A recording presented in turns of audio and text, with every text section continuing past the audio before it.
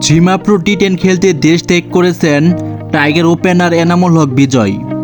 এনামুল হক বিজয় তার যাওয়ার বিষয়টি নিজেই তার সামাজিক যোগাযোগ মাধ্যম ফেসবুকে নিশ্চিত করেছে। দেশ ত্যাগ করার আগে সবার কাছে দোয়া চেয়েছে এনামুল হক বিজয়।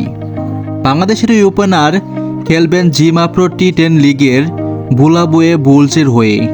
এনামুল হক বিজয় ছাড়াও দ্বিতীয় বাংলাদেশি হিসেবে খেলবেন tiger leg spinner Rishad Hossain. 22 বছর বয়সী এই লেগই খেলবেন হারারে বুলসের হয়ে। জিমা প্রো টি10 লিগের দ্বিতীয় আসরটি বসবে জিম্বাবুয়ের হারারেতে। টুর্নামেন্টটি 21শে সেপ্টেম্বর শুরু হয়ে শেষ হবে 29শে সেপ্টেম্বর। এর আগে জিমা প্রো টি10 লিগে প্রথম আসরে খেলেছেন তাসকিন আহমেদ এবং মুশফিকুর রহিম।